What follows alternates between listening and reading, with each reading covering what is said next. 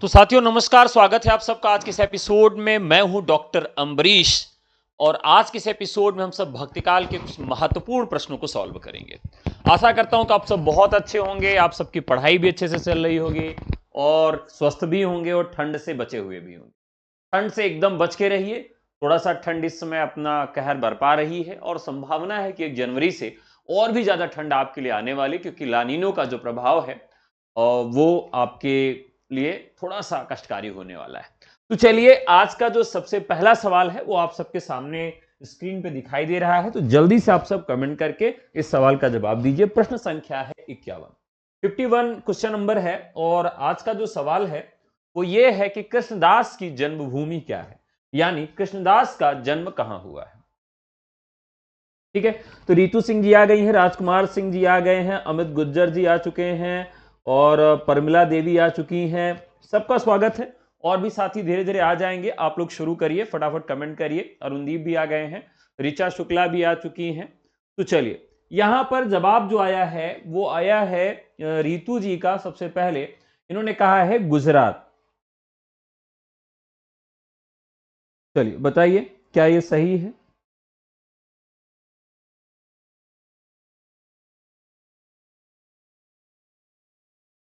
ठीक है, तो यहां पर हम लोगों ने कल इसके विषय में बात किया था।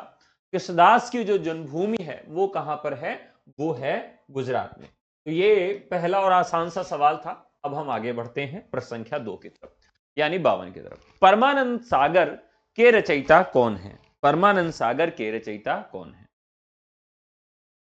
देखिए, यहां पर अष्टछाप के कवियों की जो रचनाएं हैं वो इसके लिए आ रही है।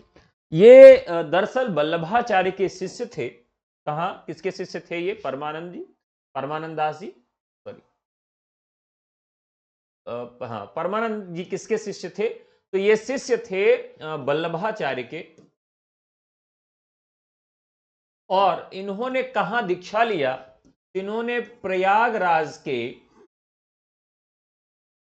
अरेल घाट, अगर कोई इलाहाबाद या उसके आसपास का है तो वो अरेल घाट के विषय में बहुत अच्छे से जानता होगा। अरेल घाट बहुत ही सुंदर जगह है, जहां पर पिछली बार जब अर्धकुंभ हुआ था तो बहुत बढ़िया से उसको सजाया गया था और इस बार भी वहां प्रधानमंत्री जी आए थे तो बहुत बढ़िया से वो सजाया गया था। बहुत खूबसूरत जगह है। तो गंगा जी के किनारे है। तो वल्लभाचार्य का जो दीक्षा हुई, वल्लभाचार्य ने जो दीक्षा दिया था उनको, वो कहाँ दिया था? अरेल घाट पे दिया था। तो ये जो परमानंद दास हैं, ठीक है, परमानंद सागर इनकी रचना है और युग लीला एक इन्होंने एक रचना बताई है।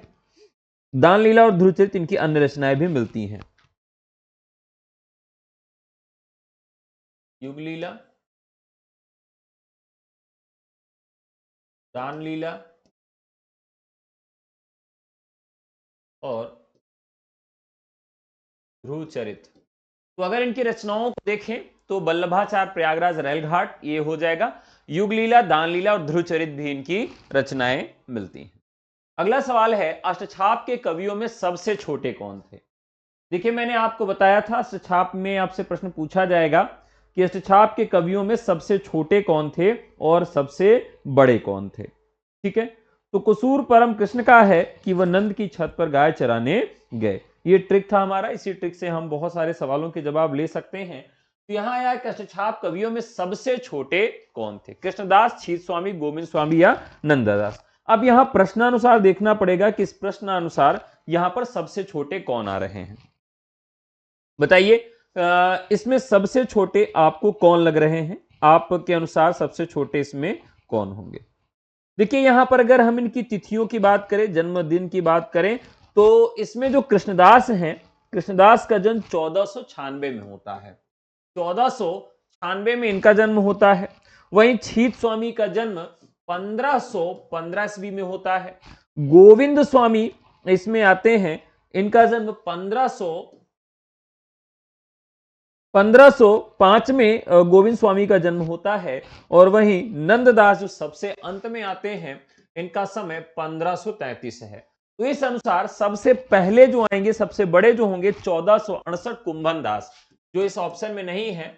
1468 कुंभनदास अष्टछाप के सबसे बड़े कवियों में से हैं और सबसे छोटे नंददास जिनका समय 1533 है। तो शुरुआत और अंत की डेट आपको याद रखना है कि सबसे पहले उनका समय 1468 था और सबसे अंत में 1533 है। अगला, नंददास की प्रसिद्धि का कारण कौन सा ग्रंथ माना जाता है? देखिए, जितने भी रचनाकार हैं उनकी प्रसिद्धि का कोई ना कोई आधार जरूर रहा है। तो इनकी प्रसिद्धि का जो आधार है वो कौन सा ग्रंथ रहा है? देखिए, नंददास ने कई रचनाएं लिखी हैं, लेकिन नंददास की जो रचना उनके लिए काफी महत्वपूर्ण हुई वो हुई उनकी रास पंचाध्यायी। ठीक है। दरअसल अष्टछाप के कवियों में प्रमुख गोस्वामी विट्ठलनाथ के शिष्यों में सबसे प्रमुख जो है नंददास, जो कि सूर के समकालीन थे। नंददास का सबसे पुराना उल्लेख कहां मिलता है? तो भक्तमाल में मिलता है। कहां मिलता है? भक्तमाल। यानी सबसे पुराना जो उल्लेख इनका मिलता है वो कहां पर मिलता है? भक्तमाल में मिलता है। और रास पंचाध्यायी जो इनकी रचना है वो कितने भागों में है? तो ये रचना 5 भागों में लिखी गई है और इसमें किस छंद का प्रयोग किया गया है यह भी कई बार पूछा गया है। तो इसमें साथियों रोला छंद का प्रयोग किया गया है। यह रचना किस छंद में लिखी गई है साथियों? तो ये रोला छंद में लिखी गई रचना है। ये इनकी प्रसिद्धि का आधार है। ठीक है। हिंदी का गीत गोविंद इसको किसने कहा है? ध्यान रखिएगा, इसे हिंदी का गीत गोविंद भी कहा जाता है। हिंदी का गीत गोविंद। ठीक है। तो आपसे पूछा जा सकता है कि किस रचना को हिंदी का गीत गोविंद कहा जाता है?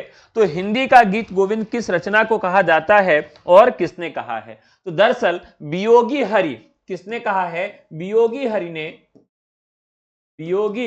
हरि ने इस रचना को क्या कहा है? हिंदी का गीत गोविंद कहा है। और यह रचना किसकी है? नंददास की है।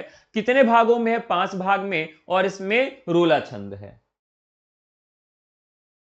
अगला सवाल, राधा कृष्ण की युगलोपासना का विधान किस संप्रदाय में है? देखिए, कल भी हम लोगों ने इस की चर्चा किया था।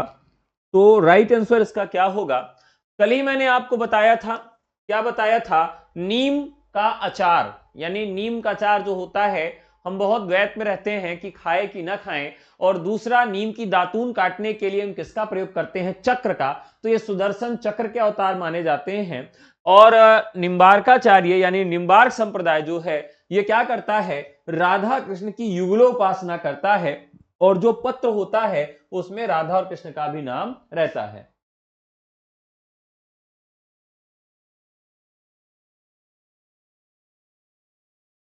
ज्योति जी, नई वैकेंसी की जो उम्मीद की बात की जा रही है और जो उसमें सूचना आई है, वो सूचना किसके बरक्स है? वो है पीआरटी के लिए, प्राथमिक शिक्षक भर्ती के लिए। ठीक है। चलिए अगले सवाल की तरफ बढ़ते हैं। राधा वल्लभ संप्रदाय में त्रिकुटी पर तिलक के बीच बिंदी किसका प्रतीक है? देखिए, ये बहुत ही बढ़िया प्रश्न है और बहुत ही चर्चित सा प्रश्न है। देखते हैं कितना लोग सही जवाब बताते हैं। देखिए, राधा वल्लभ संप्रदाय, स्वाभाविक है कि जैसा नाम है तो राधा वल्लभ, यानी इसमें राधा को प्रमुखता दी जाती है।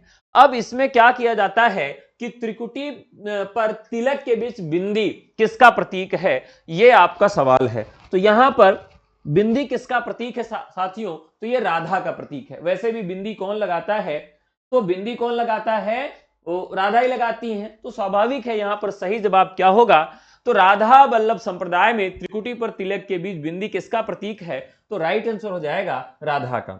अगला सवाल है, कृष्ण को रस रूप में तथा राधा को रति रूप में मान्यता किस संप्रदाय में दी गई है?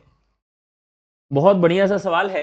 तो यहां पर राइट आंसर हो जाएगा, देखिए यहां पर एक सहजिया संप्रदाय है। क्या है? जगजीवन दास का सहजिया संप्रदाय है। तो इसमें क्या किया गया है? कृष्ण को किस रूप में? रस रूप में, और राधा को रति रूप में मान्यता प्रदान की गई है। तो राइट आंसर हो जाएगा 57 का डी। अगला सवाल है, अष्टछाप के कवियों में विट्ठलनाथ का शिष्य निम्न में कौन है? देखिए, कुसूर परम कृष्ण का है, यह आपके वल्लभाचार्य के शिष्य हो गए। और नंद की छत पर गाय चराने गए, ये आपके विट्ठलनाथ के शिष्य हो गए। अब यहां देखते हैं चतुर्बुद्धदास, यहां सूरदास नहीं होंगे। तो यहां पर राइट आंसर हो जाएगा सूरदास। अगला सवाल है, नंददास का जन्म काल है? नंददास का जन्म काल है, बहुत महत्वपूर्ण सवाल है, बताएं। तो अभी अभी हम लोगों ने चर्चा किया था, क्योंकि नंददास क्या है, 1468 से शुरुआत करिए कुंभन दास से, तो वहां से लेके 1533 तक अष्टछाप के कवियों की परंपरा चलती है, यानी कि जन्म इनका यहां तक होता है। तो यहां पर सबसे अंतिम में, यानी कि सबसे कनिष्ठ है, यानी कि सबसे छोटे हैं ये कृष्ण काव्य परंपरा में, तो इनका सबसे अंत में समय आता है 1533, जो कि यहां पर सही जवाब है। शोभित कर नवनीत लिए, घुटुरुन चलन रेणुतन मंडित मुख दधि लेप कियो, काव्य पंक्ति किसकी है? देखिए अक्सर इस पंक्ति में रस छंद अलंकार से प्रश्न बनते हैं, लेकिन यहां पर काव्य की पंक्ति ही पूछ ली गई है कि यह काव्य की पंक्ति किसकी है, बताइए। देखिए इसमें एक तो आपका रस पूछा जा सकता है, तो स्वाभाविक है यहां पर किस रस का प्रयोग किया गया है, तो यहां पर साथियों वात्सल्य रस का प्रयोग किया गया है। और वात्सल्य रस का बादशाह अगर हम किसी को कहें, वात्सल्य रस का सरताज किसी को कहें, तो वो यहां पर अष्टछाप में सूरदास हैं। और सूरदास के समकक्ष, यानी अगर हम कहें कि सूरदास के बाद अष्टछाप में या कृष्ण काव्य में सबसे अच्छा कौन वात्सल्य रस का प्रयोग करता है, तो कल ही हम लोगों ने चर्चा किया था, वो है परमानंददास। तो यहां पर जो राइट आंसर हो जाएगा वह सूरदास हो जाएगा। मेरे नैना विरह की बेली भई, पंक्ति किस रचना से ली गई है? मेरे नैना विरह की बेली भई,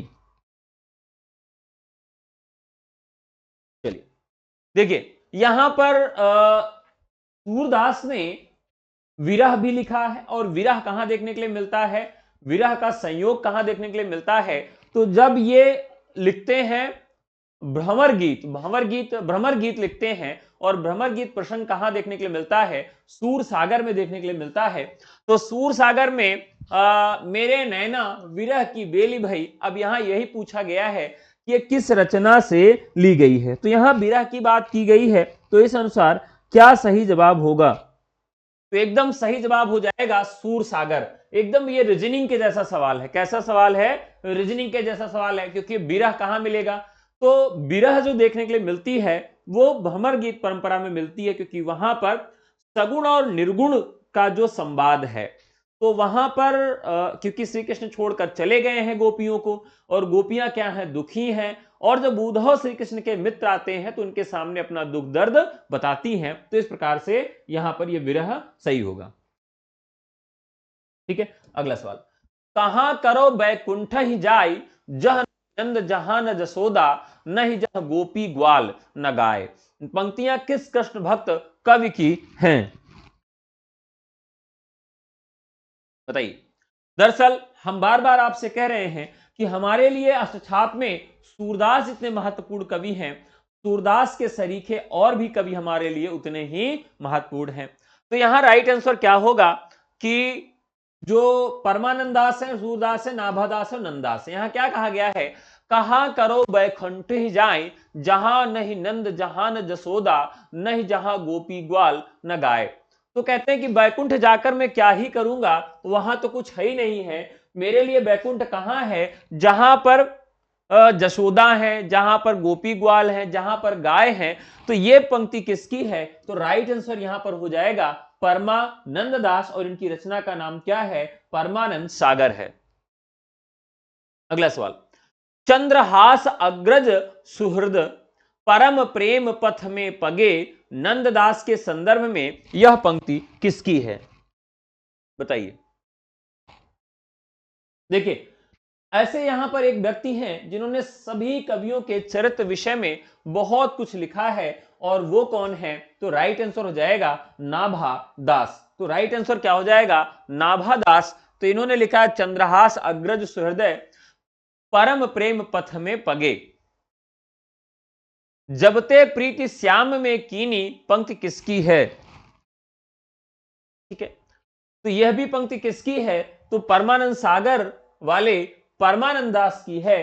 तो राइट आंसर है जबते प्रीति श्याम में कीनी, यह पंक्ति किसकी है? परमानंद दास की है। ये तो बहुत महत्वपूर्ण है। यल कुटियरु कामरिया पर राजती हूं पुर को तजी डारो। ये पंक्ति बहुत महत्वपूर्ण है, मुझे लगता है सबको इसका जवाब मालूम होगा। तो वात्सल्य और कृष्ण के बचपन का जो वर्णन किया है बहुत अद्भुत तरीके से किया है। किसने? रसखान ने किया है। तो यहां रसखान राइट आंसर जाएंगे। तो यल कुटियारु कामरिया पर राजती हूं पुर को तजी डारो, रसखान सही जवाब हो जाएंगे। तेस महेश गणेश दिनेश सुरेश हूं जाहि निरंतर गावे, यह पंक्ति किसकी है? यह भी पंक्ति कई बार पूछी गई है, काफी महत्वपूर्ण है। देखिए यहां पर जो मीराबाई तो नहीं है, नंदास भी नहीं है और सूरदास भी नहीं है। राइट आंसर हो जाएगा रसखान। तो शेष महेश गणेश दिनेश सुरेश ही जाहि निरंतर गावे, एक पंक्ति ये इनकी बहुत महत्वपूर्ण है। और दूसरी पंक्ति यलकुटी और कामरिया पर राजति हूं पुर तज को डारो, ये भी पंक्ति इनकी दोनों बहुत ही महत्वपूर्ण है रसखान की। द्वादश यश, जो सवाल है द्वादश यश मधुमालती काव्य ग्रंथ किसके हैं? बताइए। तो यहां पर द्वादश यश, द्वादश, देखिए जब भी हम कोई भी संस्कृत की गिनती पढ़ते हैं तो संस्कृत गिनती में क्या होता है कि इकाई ऐसे हम पढ़ते हैं कि 2 दहाई 4 इकाई। तो इसमें क्या करते हैं, इकाई पहले पढ़ते हैं और दहाई को बाद में पढ़ते हैं, संस्कृत की परंपरा में है। यहां लिखा गया है इसीलिए द्वा पहले लिखा गया है और 10 को बाद में लिखा गया है, यानी इकाई पहले आ रही है और दहाई बाद में। जबकि हिंदी में आपकी दहाई पहले आती है और इकाई बाद में बोली जाती है। तो द्वादश यश मधुमालती काव्य ग्रंथ किसके हैं? तो यहां पर चतुर्भुज दास, चतुर्भुज दास इसके राइट आंसर हो जाएंगे। कैसे याद रखेंगे? तो 1-2 भुजाएं नहीं है साथियों, 1-2 भुजाएं नहीं है, यहां 4-4 भुजाएं हैं और ये चारों भुजाओं से क्या कर रहे हैं, यश बटोर रहे हैं। तो द्वादश यश, और यश जब बटोर जाएगा तो कहां जाएंगे, मधुमालती के पास जाएंगे। तो ऐसे याद रखेंगे चतुर्भुजदास, द्वादश यश और मधुमालती। निम्न में असंगत कौन सा है? नंदास का रसमंजरी, भागवत मुदित रसिक अनन्यमाल, हरिदास दसम स्कंध और हित हरिवंश राधा सुधा निधि।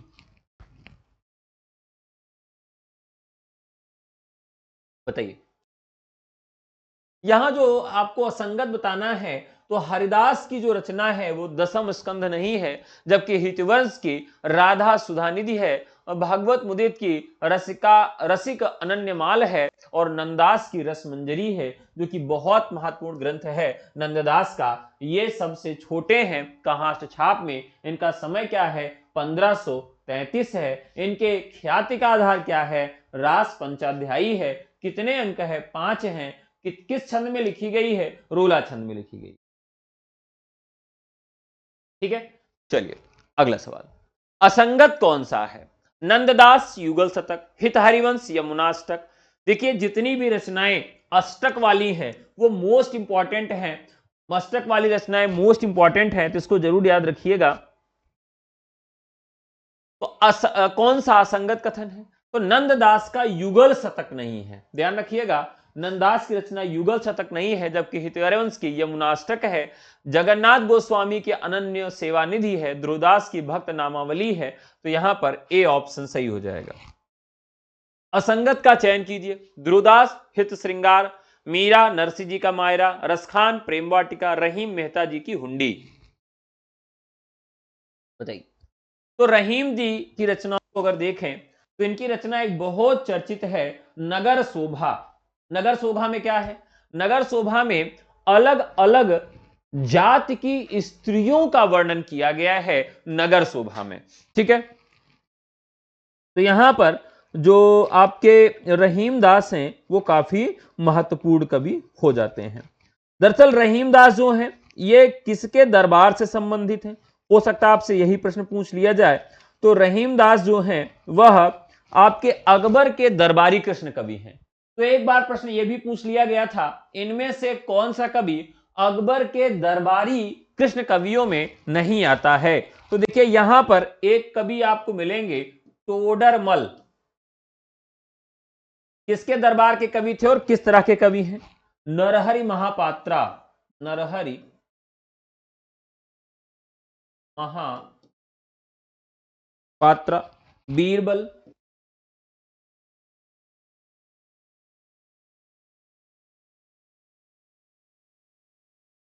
तानसेन, गंग कवि, गंग मनोहर, पृथ्वीराज। तो ये पृथ्वीराज चौहान नहीं है, केवल पृथ्वीराज है। तो यहां पर अगर आपसे पूछा जाए कि अकबर के दरबारी कवि कौन है, तो इसमें आपको टोडरमल, नरहरि महापात्रा, बीरबल, तानसेन, गंग कवि, मनोहर कवि, पृथ्वीराज और रहीम का नाम सर्वोपरि मिलता है। ठीक है, अब यहां पर असंगत का चयन करना है, तो रहीम की जो रचना है वो मेहता जी की हुंडी नहीं है। ठीक है, ये रचना किसकी बताई जाती है? तो ये रचना बताई जाती है आपके मीराबाई की। मीराबाई की रचनाओं में नरसिंह मेहता की हुंडी, चरित स्फुट पद, नरसिंह जी का मायरा, राग सोठा का पद, राग मलार, राग गोविंद और मीरा की गरबी, रुक्मणी मंगल, गीत गोविंद की टीका इत्यादि रचनाएं मीराबाई की मिलती हैं। अगला, असंगत कथन का चयन करना है, असंगत कथन को छांटना है। चलिए बताइए, ढूंढना यहां पर असंगत कौन सा है? नंददास का सुदामा चरित, ध्रुवदास का अनेकार्थ मंजरी, मीरा का रागमला, रहीम का बरवे नायिका भेद। बरवे छिंद में नायिका भेद का वर्णन रहीम ने किया है। मीरा की रागमलार बहुत महत्वपूर्ण रचना है। वैसे मीरा की केवल एक ही रचना प्रामाणिक मानी जाती है, और जिस रचना का नाम क्या है? मीराबाई की पदावली। ध्यान रखिएगा, इनकी एक रचना है स्फुट पद, जो कि मीराबाई की पदावली के नाम से आती है। मीराबाई की पदावली। अब आज आपसे एक सवाल मैं पूछूंगा, देखते हैं कितना लोग सही जवाब देते हैं। जैसे कबीरदास की रचनाओं का संकलन यानी कि उसको लिप्यांतरित किसने किया? धर्मदास ने किया था। वैसे मीराबाई की रचनाओं को किसने लिप्यांतरित किया यानी किसने उसको लिखा? देखते हैं कितना लोग सही जवाब देते हैं। फटाफट कमेंट करके बताइए कि मीराबाई की रचनाओं को किसने लिप्यांतरित किया, किसने लिखा। ये आप कमेंट में जवाब देते रहिए, तब तक आगे बढ़ते हैं। तो यहां पर ध्रुवदास की अनेकार्थ मंजरी ठीक है। नंददास की रचना सुदामा चरित नहीं है। सुदामा का चरित कौन लिख सकता है? तो सही है, एक तो नंद जी लिख सकते हैं, ठीक है, ललिता उनकी सहेली, ठीक है। तो नंददास की रचना का नाम क्या है? सुदामा चरित है। तो भैया सही जवाब होगा क्या? तो यहां पर होगा ध्रुवदास की अनेकार्थ मंजरी। ठीक है, ध्रुवदास की रचना अनेकार्थ मंजरी नहीं है, मान मंजरी, अनेकार्थ मंजरी ये रचना इनकी नहीं है। तो यहां पर राइट आंसर हो जाएगा बी, नंददास की रचना सुदामा चरित है। दो लोगों ने सुदामा का चरित लिखा है। ठीक है, दो लोगों ने सुदामा का चरित लिखा है, एक तो नंददास ने सुदामा का चरित लिखा है और दूसरा सुदामा का चरित किसने लिखा है, ये आपको कमेंट करके हमें जवाब देना है। ठीक है, ललिता आपको बताना है कि सुदामा चरित के नाम से दो लोगों ने रचना लिखा है, एक तो नंदास हो गए और दूसरे कौन है, ये कमेंट करके आपको बताना है। ठीक है, अनेकार्थ मंजरी जो है वो नंदास की। ठीक है, अगले सवाल पे चलेंगे। गौड़ीय संप्रदाय को चलाने वाले हैं, तो ये तो बहुत आसान सा सवाल है, जो चैतन्य महाप्रभु हैं उन्होंने ही इसको चलाया है। ठीक है, हाँ, तो एकदम से याद रखिएगा, जो सुदामा का चरित है वो दो लोगों ने लिखा है। एक सुदामा का चरित कौन जानते थे? नंददास जानते थे।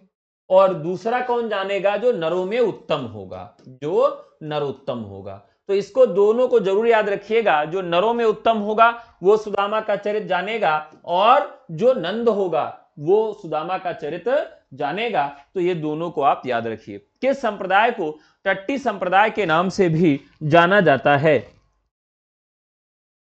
ठीक है, अब ध्यान रखिएगा, तो यहां पर हरिदासी या सखी संप्रदाय है। तो इसे क्या किया गया था, तो इसे बांस की टट्टियों में ये लोग बना के रहते थे, जिसकी वजह से इसे टट्टी संप्रदाय कहा गया। लेकिन सवाल ये नहीं है, सवाल तो ये है कि इसे पहली बार टट्टी संप्रदाय किसने कहा, प्रथम बार किसने कहा, प्रथम बार किसने कहा। यह जवाब आप सबको देना है। देखते हैं कितना लोग सही जवाब देते हैं। निश्चित तौर पर जो लोग मेरी क्लास में पढ़े होंगे उनको इस सवाल का जवाब बहुत अच्छे से मालूम होगा। तो आपको बताना है कि पहली बार टट्टी संप्रदाय इसको किसने कहा था।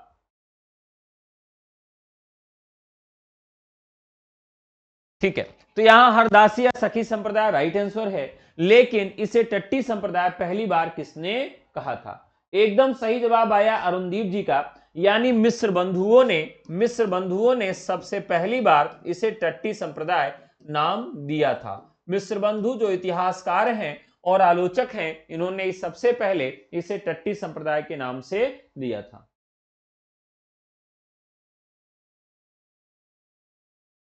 अगला सवाल, निम्बार्काचार्य का वास्तविक नाम क्या है। तो राइट आंसर है, तो बहुत बढ़िया सवाल है, नियमानंद। किसने, तो निम्बार्काचार्य का वास्तविक नाम क्या है, नियमानंद है। ठीक है, अगला सवाल है, युगल शतक के रचनाकार कौन है। अभी इस सवाल को हम लोगों ने देखा था। अब आपको जवाब देना है कि युगल शतक के रचनाकार कौन है, बताइए। युगल शतक के रचनाकार कौन है, तो यहां राइट आंसर हो जाएगा हरिराम व्यास। युगल शतक के रचनाकार कौन है, तो यहां पर हरिराम व्यास हैं। इनकी रचना का नाम है युगल शतक। वेदांत कौस्तुभ किसकी रचना है, वेदांत कौस्तुभ किसकी रचना है। परशुराम, निम्बार्काचार्य, श्रीनिवासाचार्य और गौरमुखाचार्य। आसान सा सवाल है। देखिए यहां पर श्रीनिवासाचार्य हैं जिन्होंने लिखा है वेदांत कौस्तुभ, तो राइट आंसर हो जाएगा श्रीनिवासाचार्य। निम्नलिखित रचनाओं में कौन सी निम्बार्काचार्य की नहीं है, तो दशाश्लोकी, वेदांत पारिजात सौरभ, महावाणी और प्रपन्न कल्पवल्ली। तो ये रचनाएं हैं आपकी निम्बार्काचार्य की। निम्बार्क संप्रदाय में कौन कौन से आते हैं, श्रीभट्ट, हरिव्यास देव और पंच संकार निरूपण और परशुराम देव। ये सारे लोग जो हैं ये निम्बार्क संप्रदाय के अंतर्गत आते हैं। अच्छा, युगल शतक, वेदांत कौस्तुभ, हाँ एक मिनट,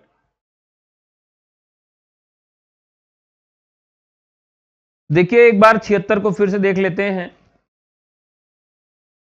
इसका राइट आंसर क्या होगा। अच्छा, मैंने हरिराम व्यास लगा दिया है, सॉरी। युगल शतक जो रचना है यहां भीभट्ट लिखा है, यह रचना है श्रीभट्ट की। ठीक है, यह रचना किसकी है, श्रीभट्ट से। कैसे इसको याद करेंगे, तो याद करेंगे जो लोग युगल होते हैं वो भट्ट से गिर जाते हैं, यानी जो युगल लोग होते हैं वो भट्ट से गिर जाते हैं। तो ऐसे याद रखेंगे, युगल शतक श्री भट्ट की रचना। ठीक है, निम्नलिखित रचनाओं में कौन सी रचना निम्बार्काचार्य की नहीं है, कौन सी रचना निम्बार्काचार्य की नहीं है। देखिए, दशाश्लोकी, वेदांत पारिजात सौरभ और प्रपन्न कल्पावल्ली ये है, जबकि महावाणी इनकी रचना नहीं है। ठीक है, चलिए अगला सवाल, राधा बल्लभ संप्रदाय का प्रचार करने वाले आचार्य कौन हैं? हरिदास, नियमानंद, रूप रसिक देव और परशुराम देव। यहां राधा वल्लभ संप्रदाय की बात करें कि राधा वल्लभ संप्रदाय में कितने कवि आते हैं और कौन कौन से कवि हैं जो राधा वल्लभ संप्रदाय में आते हैं। तो सबसे पहले इसमें मिलेंगे राधा वल्लभ में हित हरिवंश, ये राधा वल्लभ संप्रदाय के हैं। दामोदर, जिनको सेवक के नाम से जाना जाता है।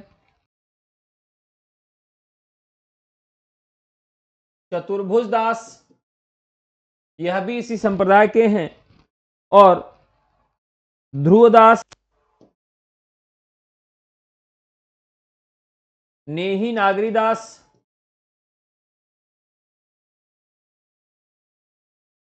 और ये सारे लोग किसके अंतर्गत आते हैं? तो राधा वल्लभ संप्रदाय के अंतर्गत आने वाले ये सारे कवि हैं। हित हरिवंश, दामोदर दास, चतुर्भुज दास, ध्रुवदास, नेही नागरी, ये सब किसके अंतर्गत आते हैं? तो राधा वल्लभ संप्रदाय के अंतर्गत आते हैं। अब प्रश्न ये है कि इसका प्रचार करने वाले कौन थे? तो प्रचार करने वाले थे परशुराम देव। ठीक है, परशुराम देव इसका राइट आंसर हो जाएगा। अगला सवाल, हित 84 के रचनाकार कौन है? हित 84 के रचनाकार कौन है? बताइए। तो स्वाभाविक है हित हरिवंश। हित 84 के रचनाकार कौन है? तो हित हरिवंश है।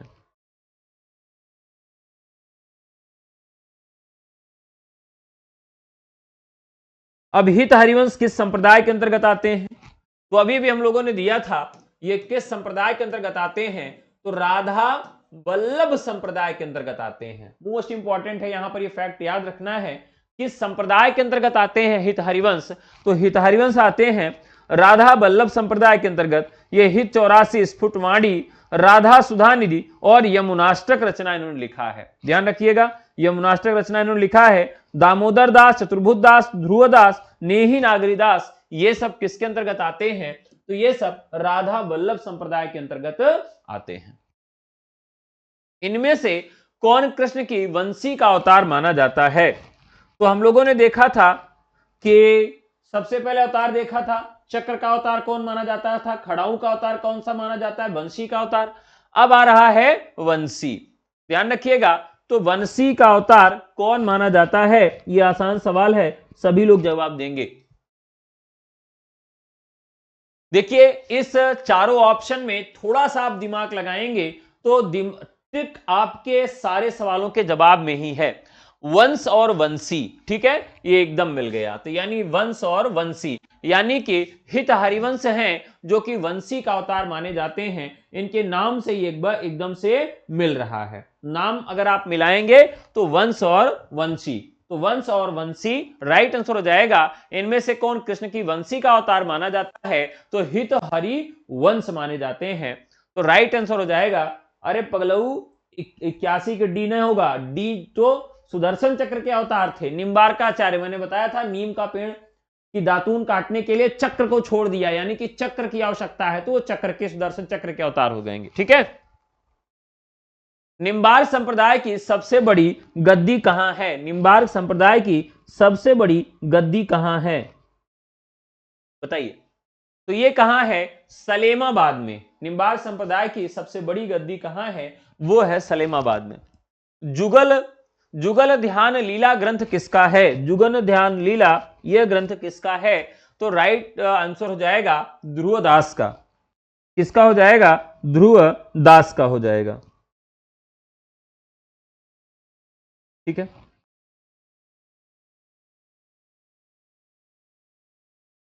चलिए अगले सवाल पे चलेंगे। नेही नागरीदास की रचना का नाम क्या है? देखिए, नेही नागरीदास सबसे पहले देखेंगे आते किसमें है। तो अभी भी मैंने बताया ये राधा वल्लभ संप्रदाय में आते हैं। राधा वल्लभ संप्रदाय में आते हैं। राधा वल्लभ संप्रदाय में और कौन कौन आता है ये भी आपको मैंने अभी ही बताया था। तो राधा वल्लभ संप्रदाय में हित हरिवंश आएंगे, दामोदर दास, चतुर्भुज दास, ध्रुवदास और नेही नागरीदास आएंगे। नेही नागरीदास की रचना का नाम क्या है? राधा। अब देखिए श्री कृष्ण भगवान को किससे नेह लगी थी, ऐसे ट्रिक से याद रखेंगे तो राधा से नेह लगी थी। राधा से किसको नेह लगी थी, तो राधाष्टक नेही नागरी दास हो गया, यानी राधा से नेह किसको लगी थी, नेही नागरी दास को। तो इस तरीके से इसको आप याद कर लेंगे, ठीक है। अगर आप assistant professor, TGT, PGT, LT grade, GIC प्रवक्ता किसी का भी कोर्स लेना चाहते हैं तो व्हाट्सएप करके ले सकते हैं। हमारा नंबर है 9628959237, ठीक है। इसी नंबर पर व्हाट्सएप करके आप हमसे हमारे कोर्सेज ले सकते हैं। निम्नलिखित में कौन सा कथन असंगत है, यहां पर आपको असंगत कथन बताना है साथियों, असंगत कथन बताना है। चतुर्भुज दास भक्ति प्रताप, कृष्णदास जुगलमान चरित, सूरदास रामचरितमानस, प्राणचंद चौहान रामायण महानाटक।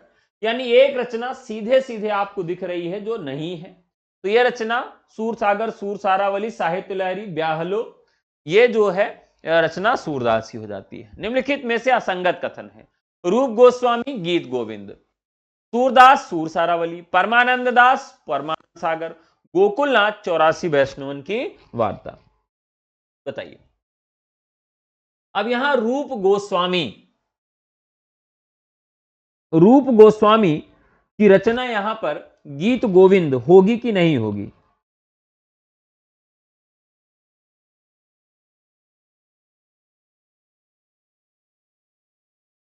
तो यहां पर आपके राइट आंसर हो जाएगा रूप गोस्वामी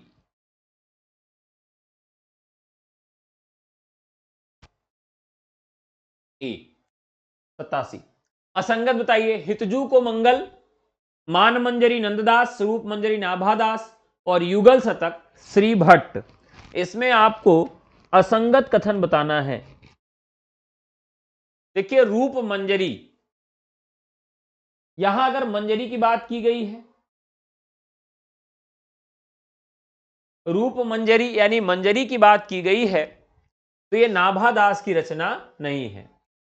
किसकी रचना है, किसकी रचना है,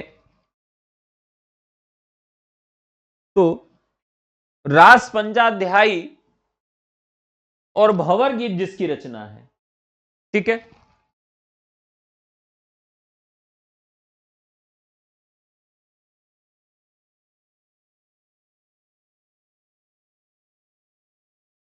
अब अगला सवाल है, सखी संप्रदाय को टट्टी संप्रदाय कहने वाले हैं, तो अभी अभी हम लोगों ने क्या किया था, इसी पे चर्चा किया था कि सबसे पहले किस आलोचक ने कहा था, तो मिस्र बंधुओं ने सखी संप्रदाय को सबसे पहले टट्टी संप्रदाय कहा था।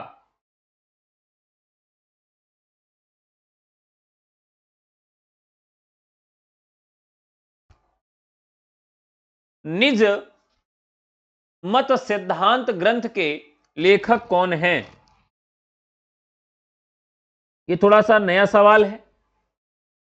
तो ये कौन है, भागवत मुदित हैं, भागवत मुदित हैं।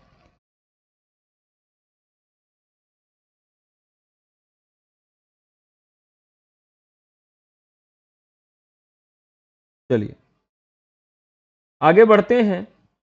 भागवत मुदित की रचनाएं अगर देखें तो इनकी रचना है रसित अनन्यकाल और वृंदाव शत, वृंदावन शत इनकी रचना है भगवान मुदित की। निज मत सिद्धांत भी रचना इन्हीं की है। हाँ देखिए यहां पर ये एकदम आपने सही बताया। देखिए शुक्ल जी ने बाद में माना है, ऑप्शन में केवल ख है, ये है नहीं, यानी उपयुक्त तो दोनों भी इसमें सही हो सकता है। शुक्ल जी ने भी बाद में माना था, लेकिन पहले केवल मिश्र बंधुओं ने ही माना था, ठीक है। तो राइट आंसर हो जाएगा क्या,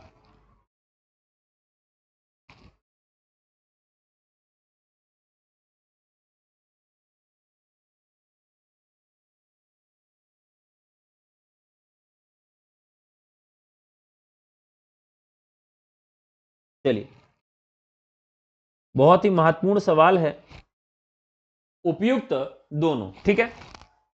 निज मत सिद्धांत हो गया, अच्छा 2 बार हो गया। रसिक अनन्य माल वृंदावन शत, यह किसकी रचना है?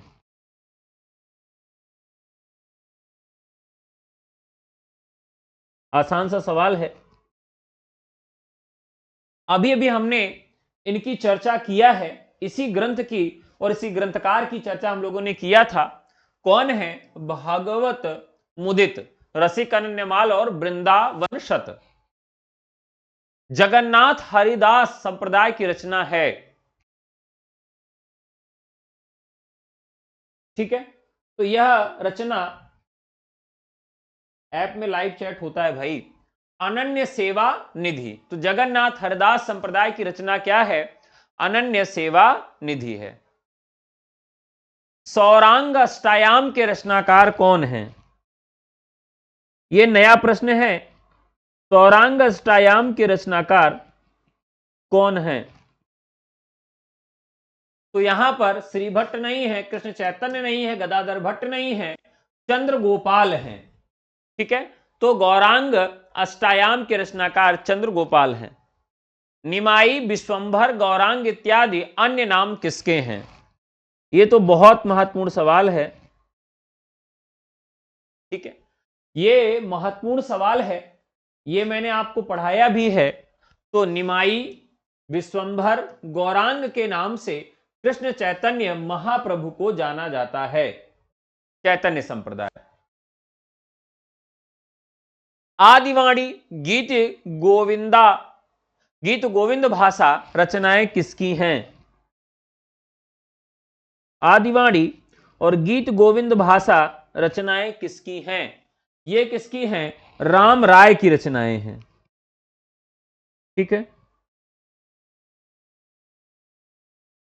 राम राय ब्रज भाषा में इन्होंने आदिवासी गीत गोविंद भाषा रचना लिखा। संस्कृत में गौर विनोदिनी, वृत्ति गौर भाष्य और स्वत पंचकम लिखा है। ये इनकी रचनाएं होती हैं। माधवदास माधुरी की रचना है केली माधुरी, वंशीवट माधुरी, वृंदावन माधुरी, उपयुक्त सभी। माधवदास माधुरी की रचना कौन सी है? तो माधवदास माधुरी की रचनाएं हैं माधुरी वाणी, जिसमें केली माधुरी, वंशीवट माधुरी और उत्कंठ माधुरी, दान माधुरी, होरी माधुरी और प्रिया जी की बधाई। ये रचनाएं इनकी इसमें देखने के लिए मिलती हैं। तो राइट आंसर हो जाएगा उपयुक्त सभी। राइट आंसर हो जाएगा उपयुक्त सभी। भक्ति रस बोधिनी के रचनाकार कौन है? भक्ति रस बोधिनी के रचनाकार कौन हैं? तो यहां पर ऑप्शन जो है प्रियदास, भक्त मुदित, भगवान दास और राम राय। बताइए।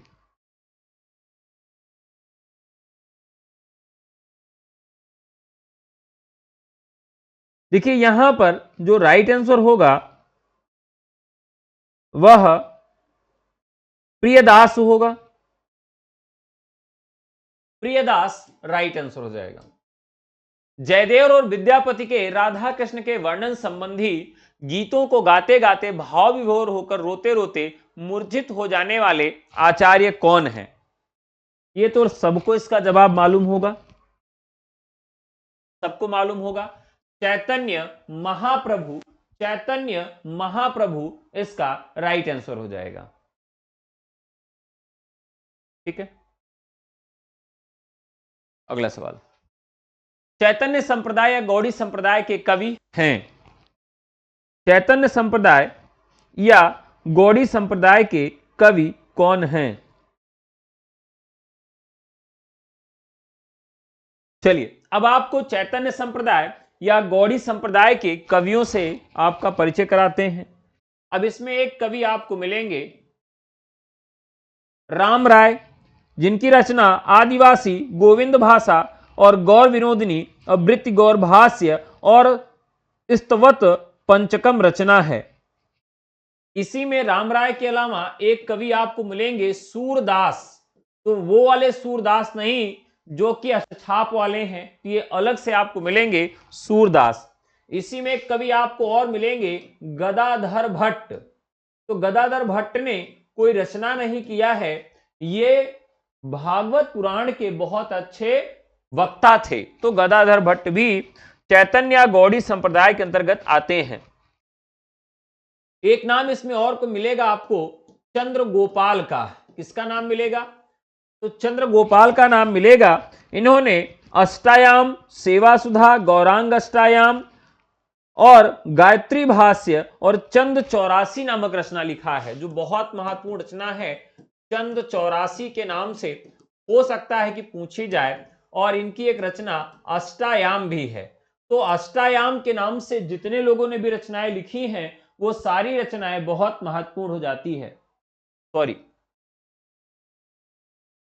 आदिवासी बोल, हाँ। तो यहां पर चंद्रगोपाल की रचनाएं कौन सी हो जाती हैं? चंद 84 हो जाती हैं। और जो ये अष्टायाम भी इन्होंने लिखा है, लेकिन जो इनकी अष्टायाम रचना है ये थोड़ा सा बहुत महत्वपूर्ण है, इसे आप याद रखिएगा, अष्टायाम। लेकिन जो इन्होंने अष्टायाम लिखा है उसका नाम अष्टायाम नहीं है। अष्टायाम तो है, लेकिन अष्टायाम उसका नाम नहीं है। तो क्या नाम है? गौरांग अष्टाय। गौरांग अष्टाय उसका नाम है, गौरांग अष्टायाम नहीं है। ठीक है, लेकिन है वो किस तरह की रचना? तो वो अष्टायाम तरह की रचना है। और अष्टायाम रचना में क्या होता है कि 8 प्रहरों का वर्णन किया जाता है। ठीक है, अब यहां सवाल जो है उसका जवाब देखते हैं। तो यहां पर चंद्र गोपाल भी हैं, ये वाले सूरदास मनमोहन भी हैं, गदाधर भट्ट भी मिल गए, यानी राइट आंसर हो जाएगा उपयुक्त सभी। भाव प्रकाश की रचना किस कृष्ण भक्त ने की थी? भाव प्रकाश की रचना किस कृष्ण भक्त ने की थी?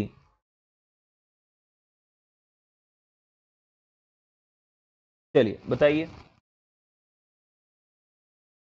भाव प्रकाश,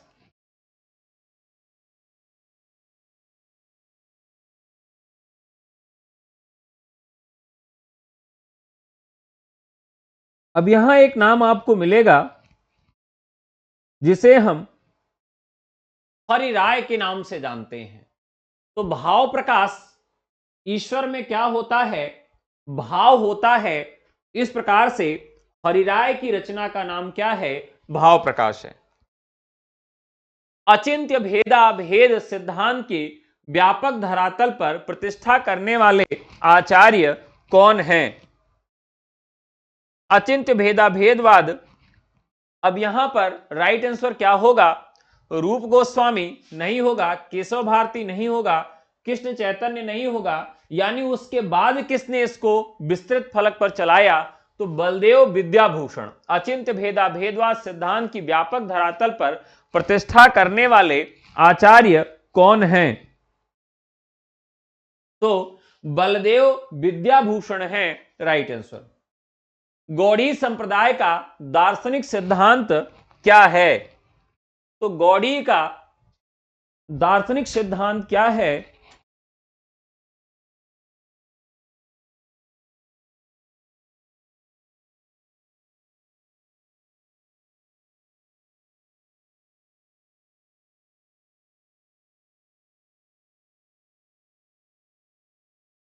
हाँ, तो हम बात कर रहे थे गौड़ी संप्रदाय का दार्शनिक सिद्धांत क्या है। तो इसका दार्शनिक सिद्धांत है अचिंत्य भेदा भेदवाद। अचिंत्य भेदा भेदवाद इसका राइट आंसर हो जाएगा। सखी संप्रदाय का कवि यहां पर नहीं है। तो सखी संप्रदाय के कवि कौन नहीं है, यह प्रश्न काफी महत्वपूर्ण है। सखी संप्रदाय में कौन कौन आते हैं? तो इसमें स्वामी हरिदास आते हैं। सखी संप्रदाय में स्वामी हरिदास, बीठल विपुल आ जाएंगे, ये भी इसी के अंतर्गत आते हैं।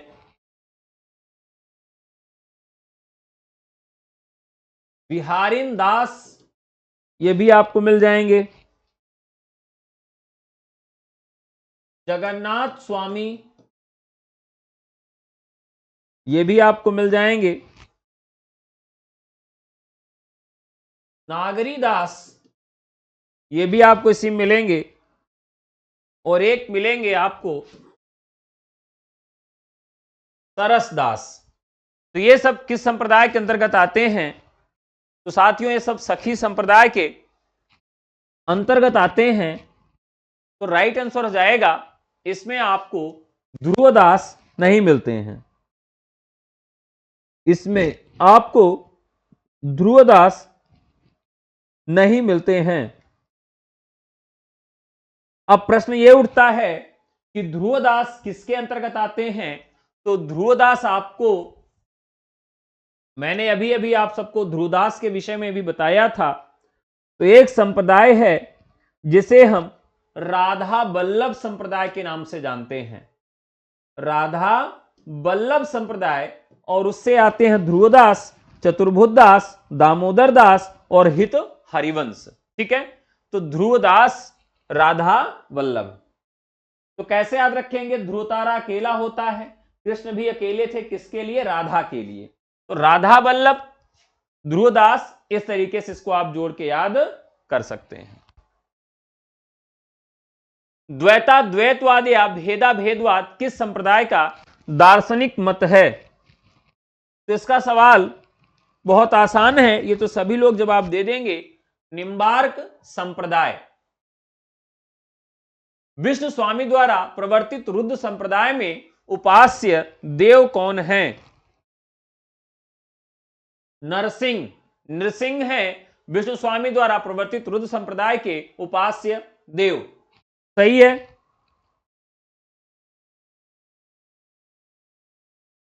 अगला सवाल, वल्लभाचार्य का जन्म कहां हुआ था? तो ये हम लोगों ने कल की क्लास में ही देखा था। इनका जन्म हुआ था चंपारण, रायपुर में। निम्नलिखित आचार्यों का जन्मकाल मिलाइए। वल्लभाचार्य, कृष्ण चैतन्य, हित हरिवंश और स्वामी हरिदास। ठीक है, ये थोड़ा सा जूम कर रहा हूं।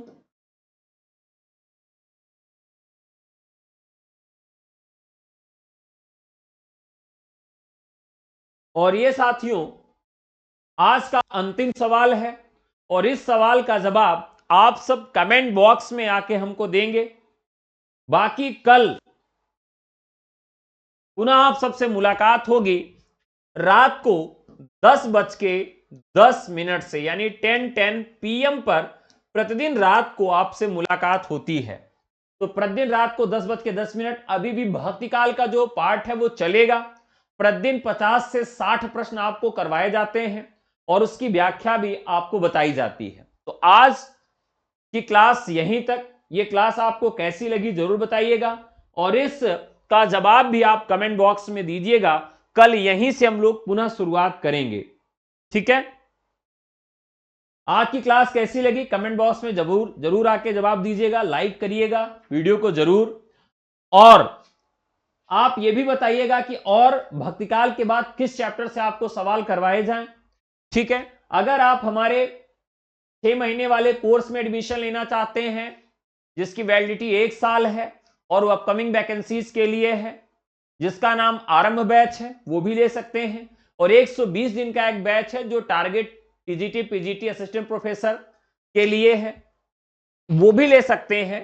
दोनों बैचेस लेने के लिए आप हमें व्हाट्सएप कर सकते हैं 9628 95 92 37 पर। तो आज की कक्षा साथियों यहीं तक। आपसे पुनः मुलाकात होगी कल रात को 10:10 पर। सोइएगा नहीं, जागते रहिएगा। मिलते हैं, धन्यवाद।